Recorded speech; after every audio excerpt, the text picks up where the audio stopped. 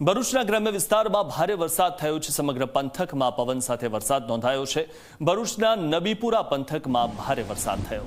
તો જે રીતે હાલમાં વરસાદ વરસી રહ્યો છે, કમોસમી વરસાદ થયો છે અને ભરૂચમાં જે વરસાદ વરસ્યો હતો, સમગ્ર પંથકમાં પવન સાથે વરસાદ વરસ્યો હતો અને ખેડૂતો માટે ફરીથી મુશ્કેલી લઈને આવ્યો છે આ વરસાદ।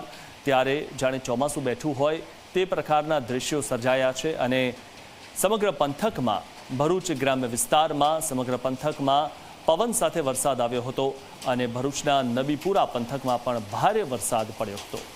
જે રીતે હાલમાં છેલ્લા કેટલાય સમયથી ગરમી પડી રહી હતી અને ત્યારબાદ જે આગાહી પણ હતી કે કમોસમી વરસાદ થઈ શકે છે, તે જ પ્રમાણે કમોસમી વરસાદ વરસી રહ્યો છે અને ખેડૂતો માટે આ વરસાદ મુશ્કેલી લઈને આવ્યો છે।